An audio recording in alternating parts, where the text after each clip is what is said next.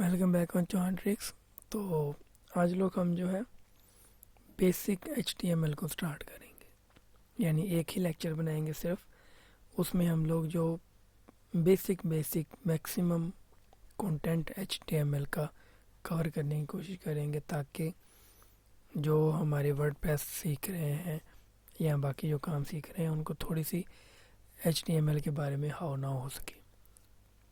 ये इसमें कोई दूसरा टूल यूज़ नहीं होगा, बूटस्ट्रैप वगैरह या HT या CSS या JS इंक्लूड नहीं होगी। जस्ट सिंपल बेसिक HTML होगी। CSS का एक अलग बनाएंगे, बूटस्ट्रैप की एक अलग बनाएंगे एंड JS का एक अलग बनाएंगे, और उसके पास जो होता है जेसन का एक अलग बनाएंगे। ये तमाम एक सीरीज़ है जिसके अंदर के ये तमाम टूल्स PHP भी उसमें इंक्लूड करेंगे और MySQL भी यूज़ करेंगे। इन सब को यूज़ करते हुए और एंड पर हम लोग एक कंप्लीट प्रोजेक्ट को क्रिएट करेंगे। जिस तरह के स्कूल के प्रोजेक्ट्स होते हैं, स्कूल या यूनिवर्सिटीज़ के प्रोजेक्ट्स होते हैं, HTML वेब एप्लीकेशंस के या PHP HTML PHP and database use की जाती है उनके अंदर, वो कंप्लीट एक सीरीज़ है ये। तो उसका आज समझ लें कि आप पहला लेक्चर ही है जिसमें हम लोग के सिर्फ HTML को लर्न करेंगे, ठीक है। तो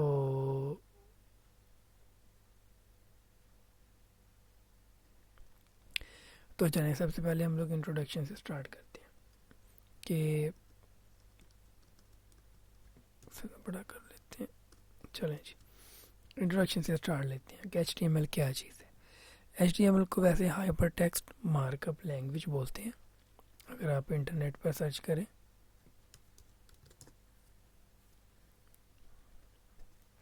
देन आप देख सकते हैं HTML hyper text markup language is most basic building block of the web. It's mean कि एक वेबसाइट का स्ट्रक्चर जो है ना, वो HTML पे डिज़ाइन किया जाता है।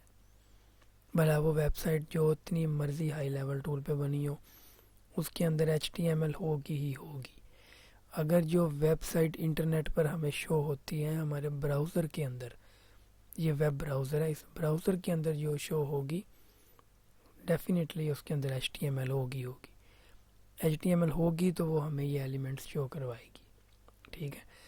और ये बात आपको अंडरस्टैंड करनी पड़ेगी कि जो HTML का कोड है वो आपके ब्राउज़र में ही एग्जीक्यूट होता है, यानी ये क्लाइंट साइड है, ये सर्वर साइड नहीं है। जो PHP होती है वो सर्वर साइड लैंग्वेज होती है। जैसे ये वेबसाइट है फॉर एग्जांपल, अब इसका ये जितना इंटरफेस है ना, ये इसका स्ट्रक्चर जो है वो HTML पे ही यूज़ हुआ है, बना हुआ है। सॉरी, अगर मैं आपको उसकी कोडिंग दिखाऊं, ये सारी की सारी ये CSS है, ये नीचे HTML है सारी। ये भी आपको इस तमाम एलिमेंट्स बना के दिखाएंगे ये कैसे बनते हैं। ये तो इसमें से डिफरेंट टूल्स और क्लासेस यूज़ की गई हैं, लेकिन ये जो हम लेक्चर करेंगे वो सिंपल होगा। तो इंट्रोडक्शन तो आपका आई थिंक क्लियर होगा। एब्रीवेशन है हाइपर टेक्स्ट मार्कअप लैंग्वेज, और यूज़ इसका जो है वो वेबसाइट का लेआउट, या आप उसको स्ट्रक्चर कह लें या आप उसका बिल्डिंग ब्लॉक बोल लें, जो आप बेहतर अंडरस्टैंड कर सकते हैं आप उसको बोल सकते हैं। इंट्रोडक्शन तो ओके हो गया। दूसरी बात, ये एडिटर मीन कि हम लोग किस पर इसका कोड लिखेंगे। तो HTML एक सबसे बेसिक लैंग्वेज है, या एक सबसे इजी टू राइट लैंग्वेज है, जिसका कोड हम लोग चाहें तो नोट पैड पर लिख सकते हैं, आप इधर लिख लें। लेकिन जस्ट आप लोग क्या करेंगे, जो फाइल HTML की सेव करेंगे उसकी एक्सटेंशन होगी .html या .htm। ये दो एक्सटेंशन यूज़ करेंगे हम लोग। HTML ही यूज़ करेंगे। HTML जो HTM है वो UTF-8 वो एक अलग सिनेरियो है, वो आपको बाद में समझाएंगे, बट HTML यूज़ करेंगे एक्सटेंशन। अब एक्सटेंशन जो होती है वो आपको पता हो, अगर नहीं पता हो तो बता देता हूँ। हर फाइल की एक एक्सटेंशन होती है। अगर आपकी इमेज है ना, वो इमेज .jpg होगी, PNG होगी, GIF होगी। जिस तरह यही अब मैं ऑन की है, ये नोट पैड की फाइल, इसकी जो है वो .txt है एक्सटेंशन। ये पीछे वर्ड की है, इसकी डॉक है, DOCX, डॉक्स, डॉक्स। अगर एक्सेल की फ़ाइल है डॉट एक्सेल एक्सेस, ठीक है, उसकी वो एक्सटेंशन होगी।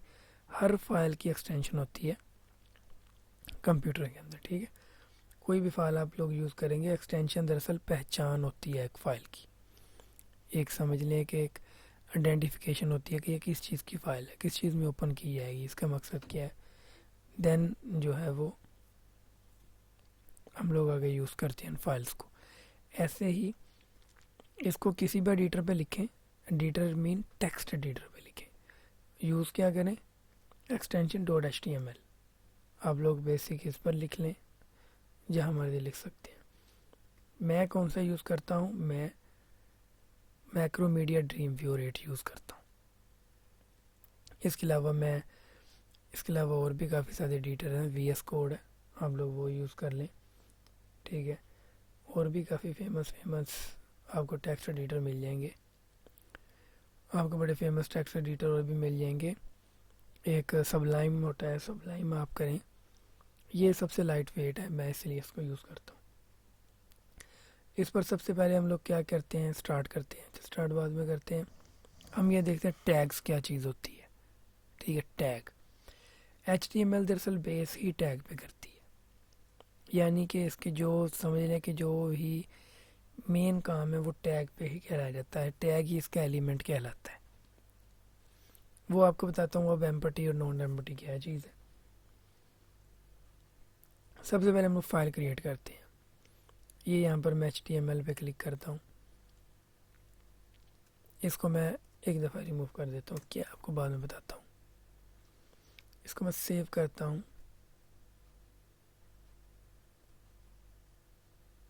ये मैं एक HTML का फोल्डर बनाया हुआ, सॉरी, इधर मैं सेव कर लेता हूँ जी फर्स्ट के नाम से या फर्स्ट वेब के नाम से। यहाँ से एक्सटेंशन देखें क्या है, कौन सी में लेनी है,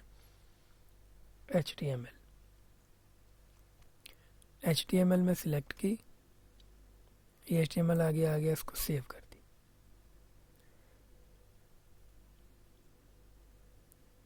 अब मैं जो है वो इस फोल्डर में जाता हूँ, ये देखें यहाँ पर फर्स्ट वेब की ये HTML फाइल बनी आ गई।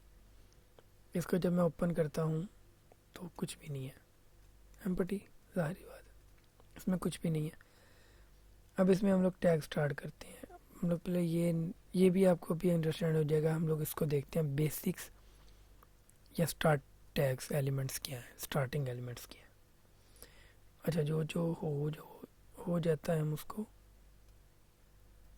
कलर चेंज करते जाते हैं। अभी ये नहीं हुआ, सॉरी, ये नहीं हुआ तो इसको हम ब्लैक ही रहने देंगे। यहाँ पर हम लोग क्या कहते हैं, स्टार्टिंग टैग्स जो अपने हैं, सबसे पहले हम लोग HTML लिखते हैं,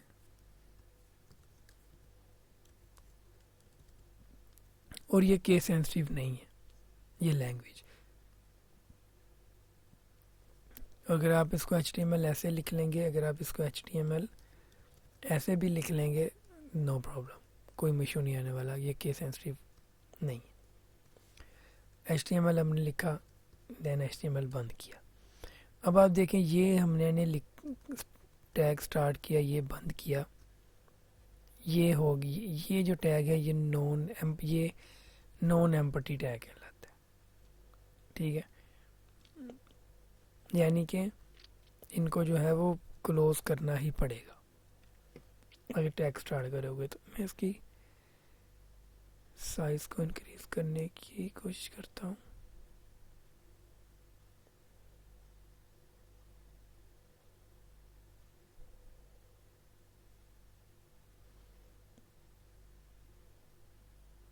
साइज़ इंक्रीज यहाँ से होता होगा,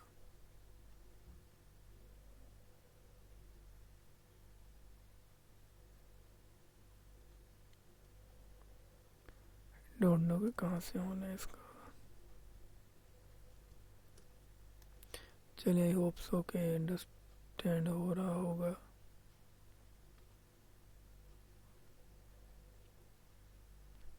नहीं हो रहा होगा, चलिए हम इसको नहीं करते।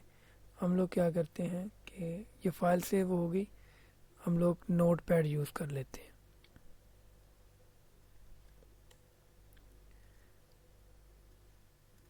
इसको हम लोग नोटपैड में ओपन करते हैं, नोटपैड प्लस प्लस में।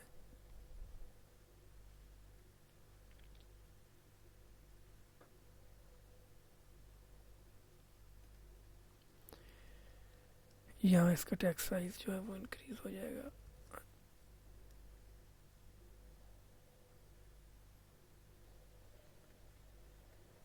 ये ले, इंक्रीज हो गया टेक्स्ट साइज। इसको हम लोग बंद कर देते हैं, अब इसी को लेके चलेंगे, ठीक है। ये HTML लिखा, ये HTML क्लोज हो गया, it's mean non empty tag, ठीक है। वो टैग जो कि ओपन करें देन उसको क्लोज भी करना पड़ता है, ये है नॉन एम्प्टी टैग। और कुछ होते हैं जिनको क्लोज नहीं करना पड़ता, यानी अगर ये एक लिखा है ना तो वो एक ही लिखा रहेगा, अगर वो क्लोज होगा भी तो वो होता है इट सेल्फ क्लोज, यानी कैसे करके क्लोज होगा वो आपको आगे चल के बताएंगे। अब हम लोग स्टार्टिंग एलिमेंट्स पे सबसे पहले HTML, देन एक आता है हेड, अपने हेड बनाना होता है, देन हेड क्लोज करना होता है, क्लोज कर दिया हेड।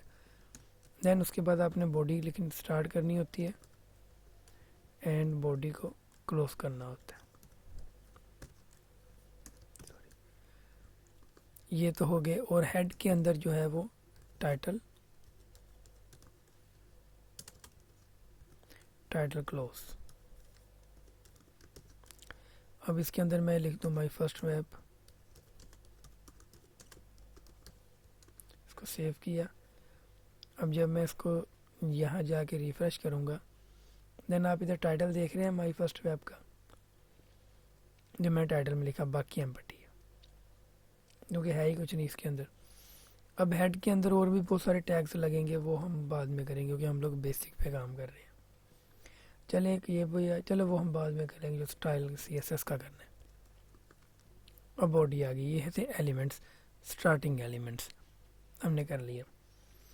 एट्रीब्यूट्स क्या चीज़ होती है, अब हम लोग एट्रीब्यूट्स की तरफ आ रहे हैं। एट्रीब्यूट्स दरअसल होता है एक जो गिग कह रहा हूँ सॉरी, एक जो टैग है ना, उस टैग के कुछ स्टाइलिंग, जिसे आप लोग कह लेंगे स्टाइलिंग एट्रीब्यूट्स होते हैं। उसके हाइट कितनी करनी है, उसकी विड्थ कितनी करनी है, उसकी लाइन क्या होनी चाहिए, इस तरह करके जो कुछ एडिशनल इंफॉर्मेशन, इन शॉर्ट आप ये कह लें कि एक टैग में हम लोग जो एडिशनल इंफॉर्मेशन लगाते हैं वो हमारी जो है एट्रीब्यूट कहलाता है, ठीक है। और एट्रीब्यूट को जो वैल्यू असाइन होती है वो प्रॉपर्टी कहलाती है, या प्रॉपर्टी को जो चीज़ असाइन करते हैं वो वैल्यू कहलाती है। वो जो प्रॉपर्टी आगे हम लोग इंडिविजुअल प्रॉपर्टी यूज़ करेंगे वो CSS में करेंगे। फ़िलहाल आप ये हिसाब रख लें कि एक टैग को जो एडिशनल इंफॉर्मेशन दी जाती है वो एट्रीब्यूट होता है, ठीक है। और एट्रीब्यूट को जो वैल्यू असाइन की जाती है वो वैल्यू कहलाएगी, या उसको प्रॉपर्टी भी बोल लें आप, ठीक है जी। ये तो आपका एट्रीब्यूट वाला मसला भी हल हो गया, लेकिन अभी हुआ नहीं है, अभी आपको नेक्स्ट बताएंगे कि एट्रीब्यूट होता क्या है। अब हम लोग स्टार्ट कर लेते हैं जी HTML को। मैं सिर्फ आपको जस्ट ये 7-8 पॉइंट्स बताऊंगा क्योंकि बेसिक में यही आता है। अब हम नेक्स्ट एडवांस करेंगे लेक्चर्स में, देन फिर आपको ये बेसिक पहले आनी चाहिए, देन एडवांस आपके लिए इजी हो जाएगी। अब हेडिंग्स क्या है, हेडिंग्स जैसे हम लोग कोई ऐसे लिखते हैं या कोई चीज़ लिखते हैं, उस पर हमको एक सबसे बड़ा टेक्स्ट हेडिंग नज़र आती है। HTML में जस्ट ऐसी हेडिंग है। फॉर एग्जांपल जैसे मैं यहाँ पे अपना नंबर लिख दूँ जॉन ट्रिक्स, लिख दिया, उसको सेव किया। जब मैं इसको रिफ़्रेश करूँगा मुझे सिर्फ ये शो हुआ, छोटा सा शो हुआ। अब मैं इसको बड़ा करना, उसको हेडिंग्स में लाना चाहता हूँ, उसके लिए HTML में हेडिंग्स यूज़ होती हैं। अब हेडिंग का टैग क्या है, अब हेडिंग्स क्या, हेडिंग्स स्टार्ट होती हैं 1 से 6 तक। सबसे जो बड़ी हेडिंग है वो 1 है, सबसे छोटी हेडिंग है वो 6 है। अब इसका जो टैग क्या है H1, then close H1, starting and closing, it's mean ये भी नॉन एम्प्टी टैग है।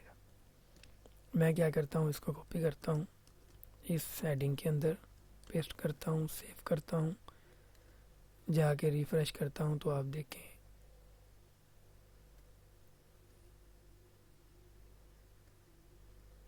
ये मेरा ब्राउज़र ही ठीक लगता।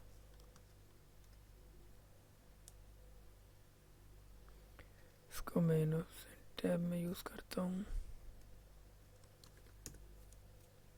ये देख,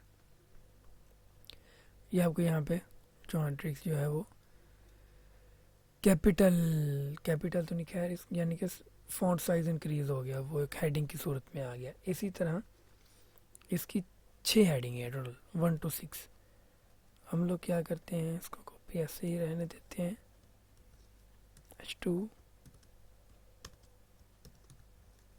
close, H3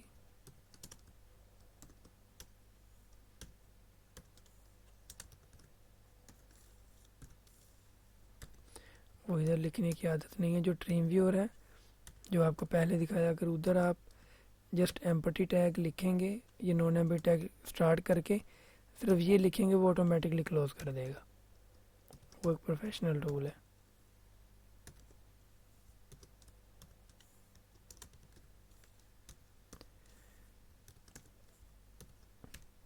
Then the last one H6,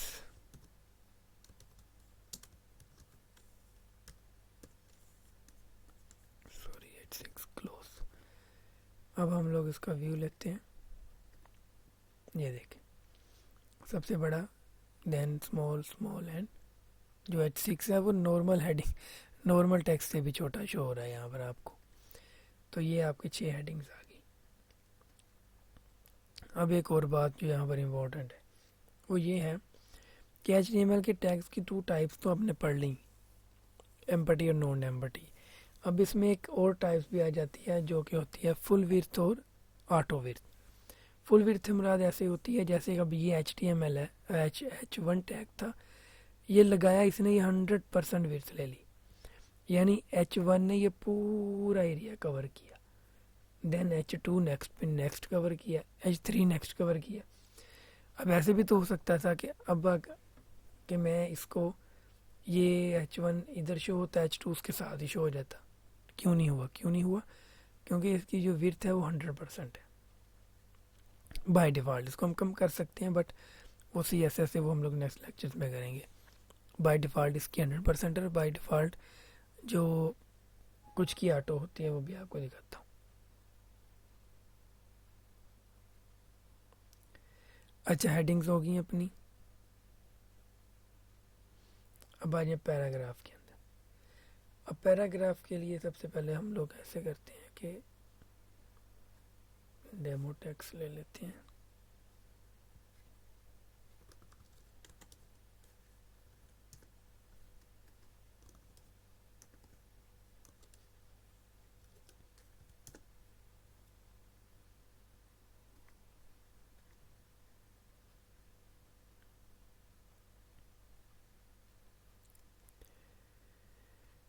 ये कुछ डेमो टेक्स्ट में उठाया,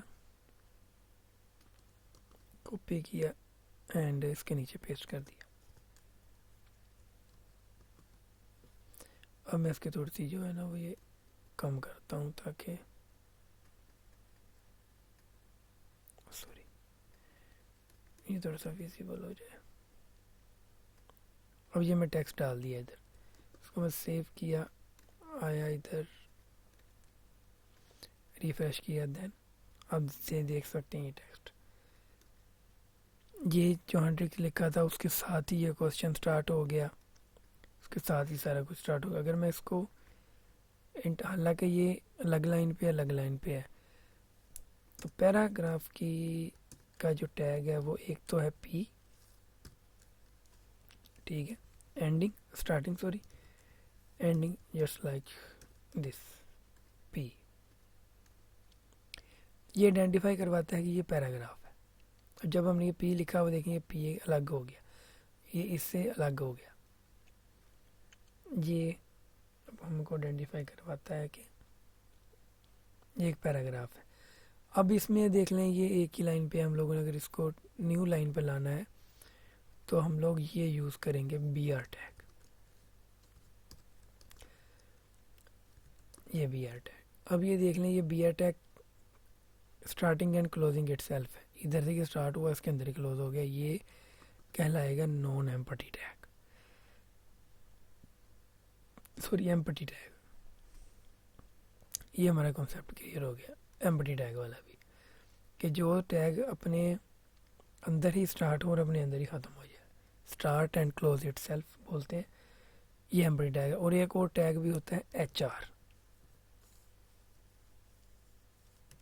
इट्स मीन हॉरिजॉन्टल लाइन, ठीक है। ये भी आप देखना, आपको एक हॉरिजॉन्टल लाइन शो करवा देगा नीचे, ये देखें लाइन शो होगी, ये नेक्स्ट लाइन पे आ गया, ये पैराग्राफ टैग कहलाता है। एक टैग होता है प्री, पी आर ई, ठीक है, P R E closing, sorry हम इसको न्यू पे लिख लेते हैं, P R E and then closing भी पी आर ई। अब मैं इधर से ये बी आर रिमूव कर देता हूँ।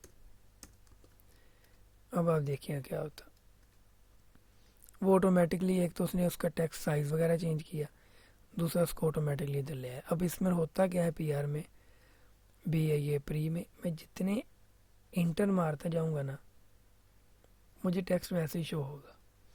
यानी कि टेक्स्ट की जो आपके इधर एडिटर में आपको जो उसकी सीक्वेंस शो होगा ना, वही सीक्वेंस आपको पेज में शो होगा। अब आप ये देख लें, ये ले, ये नेक्स्ट लाइन पे चला गया। जा तो ये खैर इतना लंबा रहा है, लेकिन हम इसको नेक्स्ट लाइन पे और कर लेते हैं।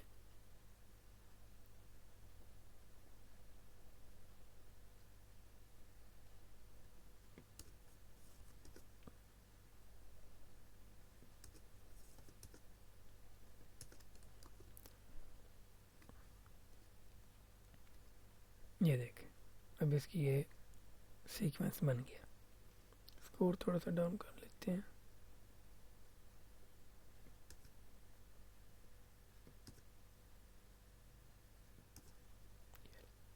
अब जो सीक्वेंस यहाँ शो हो रहा है ना हमें एज इट इज़, यहाँ पर भी यही शो होगा, ये दे, ठीक है। ये अपना पैराग्राफ्स भी जो है वो क्लियर हो गए। अगेन बता रहा हूँ, ये जस्ट बेसिक है, हम लोग एडवांस जो है वो नेक्स्ट चलेंगे। लिंक्स को हम अब लोग चलते हैं। लिंक्स का एक सिंपल सा टैग है, उसे बोलते हैं जी एंकर टैग। एंगल ब्रैकेट है, उसमें जो एच रफ है ये इसका एट्रीब्यूट है, is equal to inverted comma के अंदर हम लोग ने जो लिंक लगाना है वो, फॉर एग्जांपल मैं यहाँ पे google.com लिख देता हूँ, ठीक हो गया, क्लोज किया। अभी तो मैं लिखता हूँ क्लिक हेयर फॉर गूगल, इसको मैं अगेन वैसे क्लोज किया। जब इसको मैं सर्च किया तो ये देखिए आ गया, क्लिक करो, जब मैं इस पर सर्च क्लिक करूँगा ये गूगल पे ले गया। ये इसलिए ले गया गूगल पे क्योंकि मैं आगे वो HTTPS कंप्लीट नहीं लगाया था, यानी उसका कंप्लीट एड्रेस नहीं दिया था, जैसे कि ये है। ये मैं कॉपी करूँगा एंड इधर ये एड्रेस लगाऊंगा।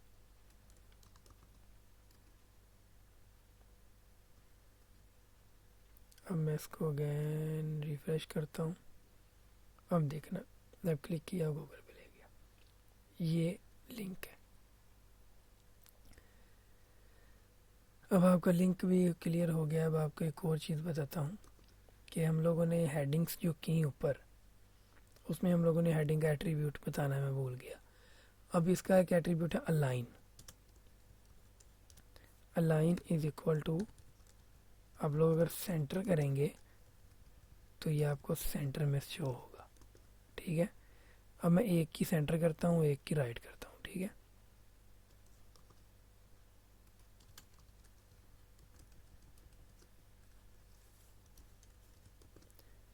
एक की सेंटर की, एक की राइट की। जब इसको मैं आगे रिफ्रेश किया, ये देखिए, एक सेंटर में आ गया, एक राइट में आ गया। क्यों ऐसे आ गया? क्योंकि इसकी जो विड्थ थी वो 100% थी।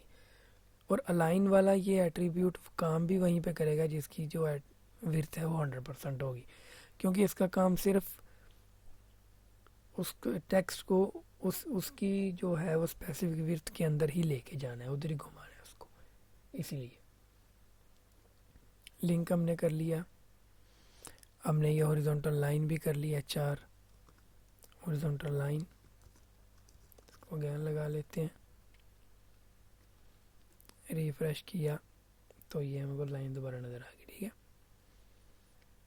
इस लाइन की भी जो विड्थ है बाय डिफ़ॉल्ट 100% है। उसके बाद हम लोग देखते हैं कि हमारा इमेज है जी। अब इमेज के लिए हमें सबसे पहले तो इमेज चाहिए। ये फोल्डर है, इस फोल्डर के अंदर मैं इमेज रखता हूँ। मैं ये इमेज ले लेता हूँ, ये इमेज रख दी। इमेज का नाम मैं लैपटॉप रख लेता हूँ, रख लिया। अब सबसे इम्पोर्टेंट चीज़ ये है कि आपको आपके इमेज की जो एक्सटेंशन पता होनी चाहिए। एक्सटेंशन क्या है आपकी इमेज की, वो कैसे पता करते हैं? इमेज पे राइट क्लिक करते हैं, क्लिक करके राइट क्लिक करते हैं, प्रॉपर्टीज़ में जाते हैं, आपको ये शो हो रही है जेपीजी इमेज .jpg, ये आपकी इमेज की एक्सटेंशन है। ये पता होगी देन ये आप लोग इमेज को विजिबल करवा सकते हो, अदरवाइज नहीं। अब हम लोग इमेज लगाते हैं। यहाँ पे इमेज लगाने के लिए आपको सबसे पहले angle bracket img image tag है, src इसका एट्रीब्यूट है, इज इक्वल टू इन्वर्टेड कॉमे के अंदर यहाँ पर पाथ देना होता है इमेज कहाँ है। अब इमेज यहाँ जिस फोल्डर में ये हमारी फाइल पड़ी है ना, फर्स्ट वेब, उसी ही फोल्डर में पड़ी है। हम लोग जस्ट लिख देते हैं जी laptop.jpg, क्लोज करते हैं, एंड ये भी ओपनिंग एंड क्लोजिंग इटसेल्फ है। अब मैं आता हूँ इधर, इसको करता हूँ रिफ्रेश। जैसे रिफ्रेश किया लो जी इमेज आ गई, लेकिन इमेज फुल साइज में आई है। अब इमेज को मैं यहाँ पे क्या करता हूँ, एक एट्रीब्यूट लिखता हूँ इसका वेट इक्वल टू वर्टेड कॉमे के अंदर मैं 500 दे लेता हूँ, 500 पिक्सल्स है ये। ठीक है, हाइट लिखता हूँ इन्वर्टेड कॉमा के अंदर, इसे भी 500 दे लेता हूँ। 500 पिक्सल्स है, अगेन याद रखना बाय डिफ़ॉल्ट पिक्सल्स होते हैं। जब इसको मैं डाउन किया, ये 500 बाय 500 की बन गई। 500 विड्थ, 500 हाइट। विड्थ अगर मैं इसकी ज़्यादा करनी है, इसमें इसकी 800 कर दूँ, देन मैं रिफ्रेश करूँगा, ये ले विड्थ इंक्रीज होगी। ठीक है, अगेन ये एक बेसिक काम है। इसको अगेन रिफ्रेश किया, ये रेस की विड्थ और चेंज होगी। हाइट भी आप ऐसे चेंज कर सकते हैं। तो अगर तो फॉर एग्जांपल आपकी इमेज यहाँ नहीं है, ये आपकी HTML की फाइल है, आपने इसके अंदर ही एक और फोल्डर बना दिया, इसका नाम रख दिया जी img, ये इमेज उठा के इसके अंदर फेंक दी। अब ये अलग है, ये अलग है। अब जब मैं इमेज को रिफ्रेश करूँगा तो मुझे इमेज नहीं शो होगी, नहीं शो हुई, इमेज का साइज शो हो गया। अब एक और आपको इमेज के एट्रीब्यूट बताता हूँ, alt, it's mean alternative text. ये हम लोग वो टेक्स्ट लिखते हैं कि अगर इमेज ब्रेक हो जाए तो क्या टेक्स्ट शो होना चाहिए। मैं हमारी लैपटॉप इमेज, यहाँ पर लैपटॉप की इमेज है। अब अगर यूज़र यहाँ आएगा, उसको रिफ़्रेश करेगा, उसको लैप इमेज तो नज़र नहीं आई और ये लिखा नज़र आ गया लैपटॉप इमेज, को समझ जाएगा कि अच्छा यहाँ पर लैपटॉप की कोई इमेज थी। ये अल्टरनेटिव टेक्स्ट इसको कहते हैं। अच्छा, अब हम इन्हें इमेज कहाँ रखी थी, img के फोल्डर के अंदर, यहाँ पर नहीं थी। हम लोग यहाँ पर लिखेंगे सोर्स के अंदर img बैकस्लैश laptop.jpg। अब इसको रिफ्रेश किया, इमेज आ गई। ये दरअसल पाथ है, ठीक है, ये पाथ है।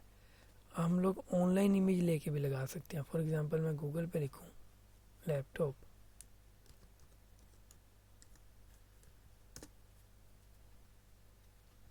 इमेजेस में जाऊं,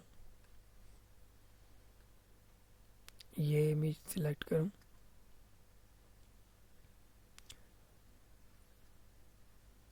जब ये इमेज सिलेक्ट की, इसके बाद मैं राइट क्लिक करूं यहाँ पे और क्लिक करूं copy image address. Copy image address करने के बाद न्यू टैब पे आके मैं इसको एक दफ़ा पेस्ट करके देख लूँ आया ये चलती भी है कि नहीं। ठीक है, अब जो मैं कॉपी किया हुआ था उसको मैं इस इन्वर्टेड कॉमे के अंदर पेस्ट कर दूंगा। कर दिया, सेव किया और अपने पेज पे आया, इधर रिफ्रेश किया तो मुझे ये इमेज शोन लगी बगैर डाउनलोड किए। जस्ट मैं पाथ प्रोवाइड करना है, वो जो सा मर्जी पाथ प्रोवाइड कर दो, इमेज शो होगी आपको। ये भी डन हो गया, इमेज भी। अब टेबल्स आ गई, लिस्ट आ गई और फॉर्म्स आ गए। अब हम लोग पहले लिस्ट कर लेते हैं एक दफ़ा, क्योंकि थोड़ा सा ईजी है। मैं कहता हूँ हम लोग ऊपर को कर लेते हैं ताकि इजी हो जाए व्यू करना हमारे लिए। यहाँ पर हम लोग एक HR लगा देते हैं एंड सॉरी HR BR। यहाँ से हम ऊपर से कोडिंग स्टार्ट करते हैं ताकि हम लोग को व्यू करने में इजी रहे। ये रहे हम लोग, अब हमारी कोडिंग ऊपर नज़र आएगी हमें। लिस्ट किसे बोलते हैं हम? लिस्ट आपको पता ही है, बुलेट्स की फॉर्म में कोई चीज़ बना लें या सीक्वेंस में कोई चीज़ बना लें तो लिस्ट बोलते हैं। फॉर एग्जांपल मैं यहाँ पे लिखता हूँ पाकिस्तान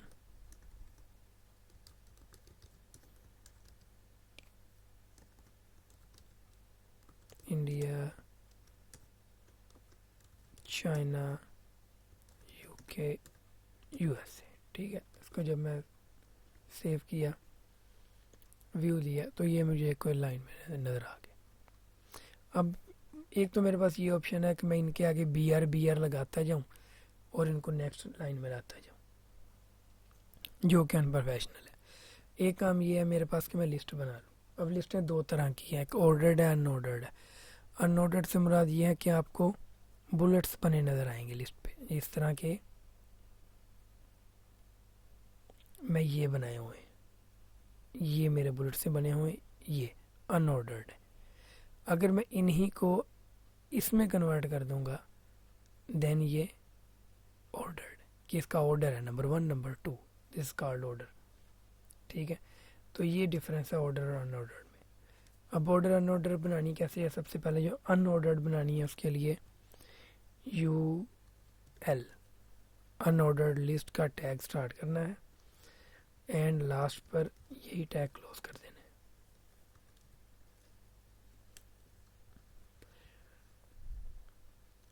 ये जस्ट बन गई आपकी लिस्ट के डिफाइन होगी, लेकिन अभी आपको कुछ शो नहीं होने वाला क्योंकि ये लिस्ट के अंदर अभी डाटा ही नहीं है, ये आपको सिर्फ ऐसे ही शो होगी।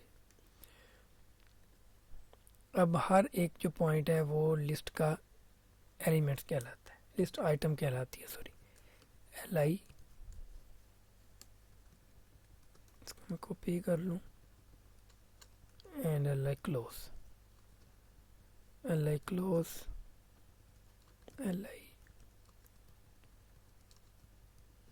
LI क्लोज, LI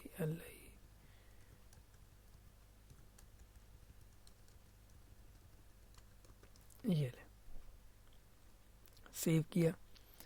अब इसका जब व्यू लिया तो ये मुझे कुछ इस तरह शो हुए, Pakistan India China UK USA। ठीक है, ये मुझे इस तरह शो हो गया। अब इसको मैं ऊपर हेडिंग भी दे देता हूँ एक दफ़ा कि H1 ही दे लूँ, चलिए H2 आ गई, H2 दे देते हैं, अनऑर्डर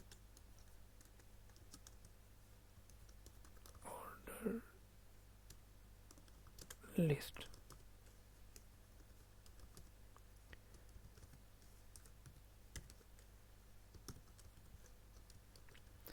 अब इसके नीचे हम लोग स्टार्ट करते हैं जी order list. Order list same यही है, अब मैं इसी को कॉपी करूँगा और नीचे पेस्ट करूँगा।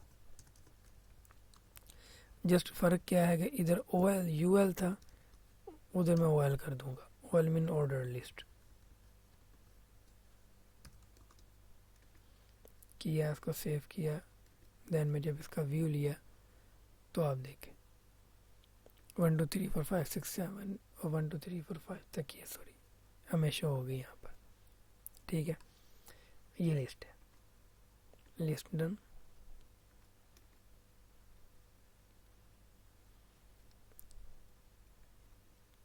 अब नेक्स्ट हम लोग टेबल की तरफ जाते हैं। टेबल आप लोगों को पता है कि टेबल क्या चीज़ होती है। जैसे कि मैं वर्ड पे इधर टेबल को ही ड्रा करता हूँ, this is called table, this is called table. यहाँ पर मैं कुछ भी लिखूँ, यहाँ पर भी लिखूँ this is my table. Okay, ऐसे ही HTML में टेबल कैसे बनाते हैं। HTML में ऐसे टेबल बनाने के लिए हम लोग चलो हेडिंग दे लेते हैं, जैसे यहाँ पर दी थी टेबल की।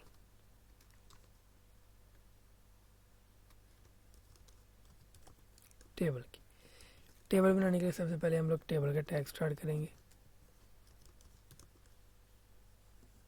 Then table tag close.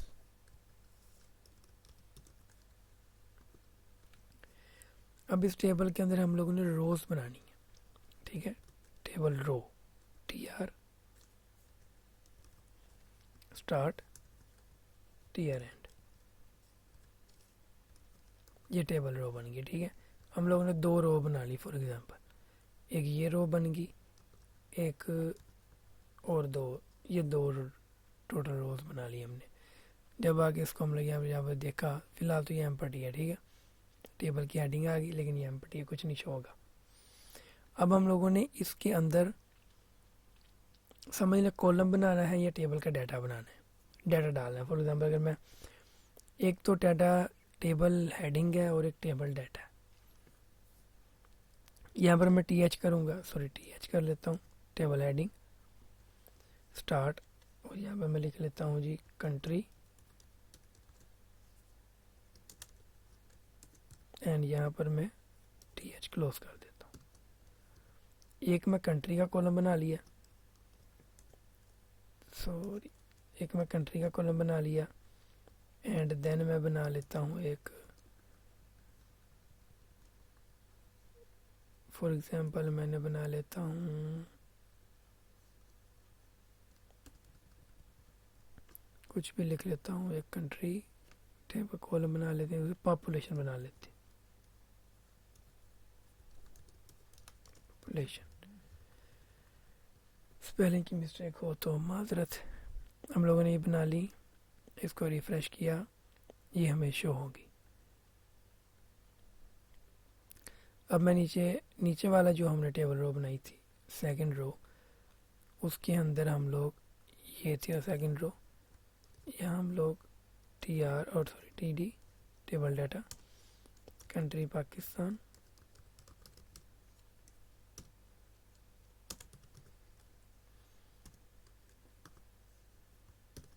ठीक हो गया। और नेक्स्ट कॉलम में हम लोग पॉपुलेशन लिख देते हैं, पाकिस्तान की करंट पॉपुलेशन क्या है,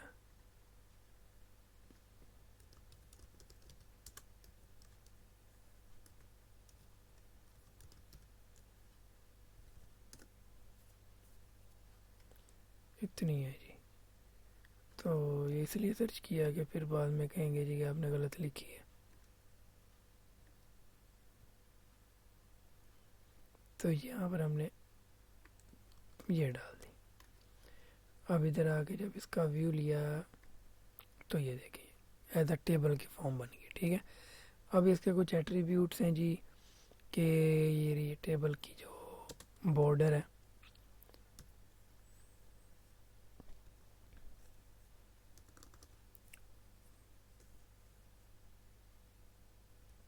सॉरी बॉर्डर जो है उसको 2px कर लें फॉर एग्जांपल, तो इसका व्यू अब देखेंगे कैसा होगा। अब इसको जब ये देखें ये बॉर्डर की शक्ल में आ गई। ठीक है, यहाँ से इसकी जो विड्थ है वो भी हम लोग कर सकते हैं, ये हम लोग कर लें जी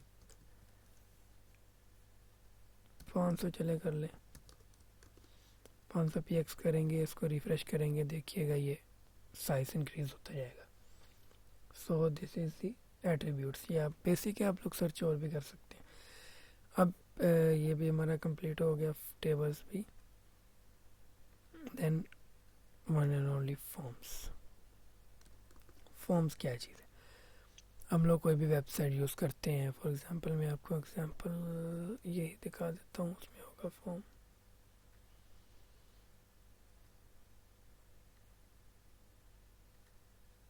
जी ये देखिए, ये इसमें फॉर्म है, योर नेम, फील्ड वगैरह, ये चीज़ फॉर्म कहलाती है, जो आप लोग ऑनलाइन सबमिशन के लिए यूज़ करते हो। वो कैसे बनाते हैं उसके लिए भी सबसे पहले इधर हम लिख लेते हैं माई फॉर्म।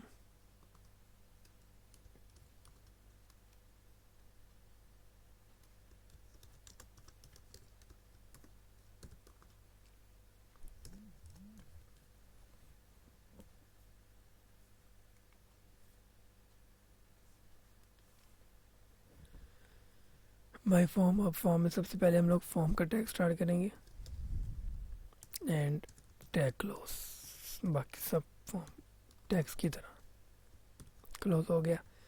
अब फॉर्म्स के कुछ एट्रीब्यूट होते हैं, एक होता है एक्शन। एक्शन वो होता है कि जिस फॉर्म पर आप, जिस पेज पर आपका डाटा जाना चाहिए वो आपको बाद में करवाएंगे। और एक फॉर्म का मेथड होता है। फॉर्म के दो मेथड होते हैं जी, गेस्ट एंड पोस्ट, वो आपको बाद में एक्सप्लेन करेंगे जब पीएचपी करेंगे हम लोग।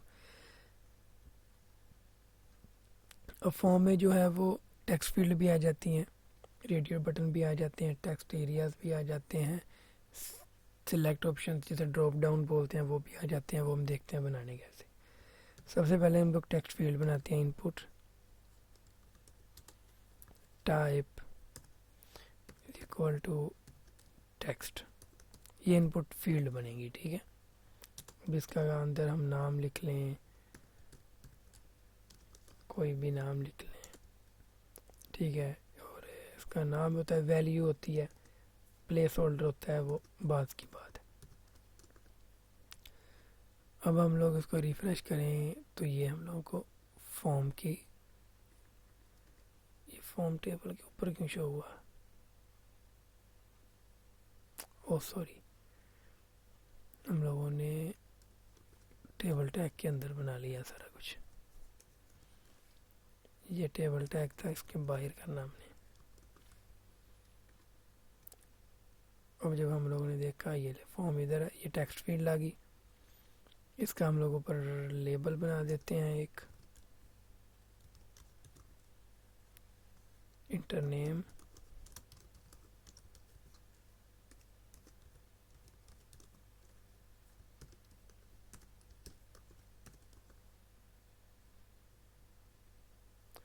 आई थिंक लेबल के स्पेलिंग में गलत लिख दिए।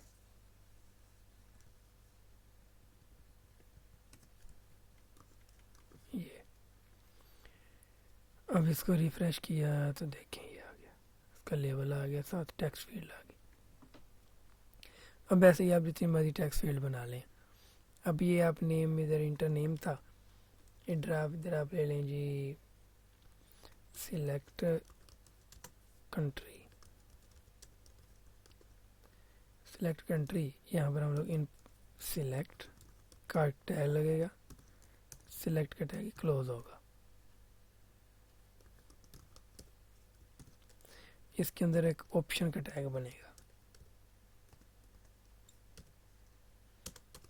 उसकी वैल्यू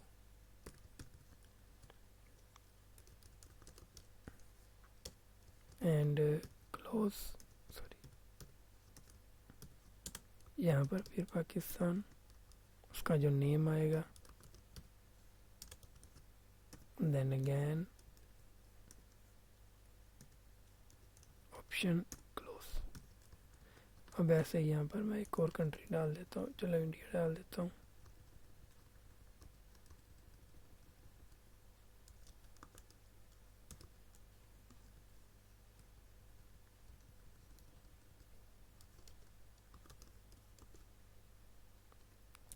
सेव किया, इसको रिफ्रेश किया, देन ये देखें सिलेक्ट कंट्री, ये ड्रॉप डाउन आ गया। इसको बी आर करेंगे तो ये नेक्स्ट लाइन हो जाएगा, इधर से इसको बी आर कर लें, ये नेक्स्ट लाइन में चला जाएगा। यहाँ पे अगेन इसको BR कर लें, ये इससे भी नेक्स्ट लाइन में आ जाएगा। यानी कि अब इधर तो था सिलेक्ट कंट्री, यहाँ पे मैं बोल देता हूँ कि आर यू मेल और फीमेल, जेंडर फॉर एग्जांपल। अब जेंडर के लिए आपको जो है वो आप इनपुट जो टाइप है रेडियो यूज़ करेंगे, इसका जो नेम होगा कुछ भी आप लिख दें, अब इसकी वैल्यू होगी मेल। ठीक हो गया, क्लोज किया हमने, आगे लिखा मेल जस्ट, ये बंद क्लोज नहीं होगा। ठीक है, अब ऐसे ही आगे हम लोग फीमेल का बना देते हैं, इसकी वैल्यू भी फीमेल कर देते हैं, सॉरी फीमेल, एंड इधर BR लगा देते हैं। अब जब हम इसको जाके रिफ्रेश करेंगे तो ये देखें फॉर्म एक सीक्वेंस में आ गया, टेक्स्ट फील्ड है, ये पाकिस्तान इंडिया वाला सीन आ गया, ये जेंडर मेल है फीमेल है, एक टाइम में एक ही सिलेक्ट होगा। ठीक है, क्योंकि इनके जो नेम है वो सेम रखने हैं, इनपुट टाइप के नेम सेम रखेंगे। अब मैं किधर भी BR लगा देता हूँ ताकि इजी टू अंडरस्टैंड हो। अब एक मैं BR नेक्स्ट भी लगाता हूँ, नीचे एक लेबल लगा देता हूँ, लेबल लगा देता हूँ जी इंटरेस्ट इन सॉरी जो भी स्पेलिंग है। अब input type select,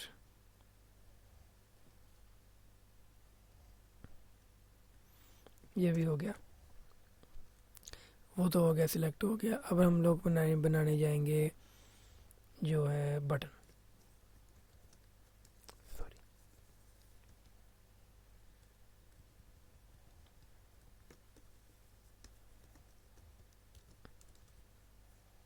input type submit, sorry इधर लिखें सबमिट, नहीं सॉरी सबमिट इधर नहीं आएगा, input type submit, value submit. इधर BR लगा देते हैं, लगा दिया BR। अब यहाँ पर आए, हम लोग ने रिफ्रेश किया तो ये सबमिट का बटन बना गया। ठीक है, ये आपका टेक्स्ट फील्ड सिलेक्ट बॉक्स ये। अब इसमें और भी सिलेक्ट फील्ड्स आ जाती हैं, इनपुट फील्ड टाइप्स आ जाती हैं, वो हम लोग जब एडवांस करेंगे तब हम लोग उसमें सीखेंगे। तो उम्मीद है ये बेसिक जो है वो आपको अंडरस्टैंड हुआ होगा। अच्छे तरीके से इसको भी हम लोग मार्क कर देते हैं डन का, एंड होपफुली इसको आप लोग अंडरस्टैंड करें। एंड नेक्स्ट जो है वो इसके प्रोफेशनल लेक्चर्स आएंगे जो कि जिसमें कि एडवांस लेवल काम होगा, तो आप लोग उसे लर्न करेंगे।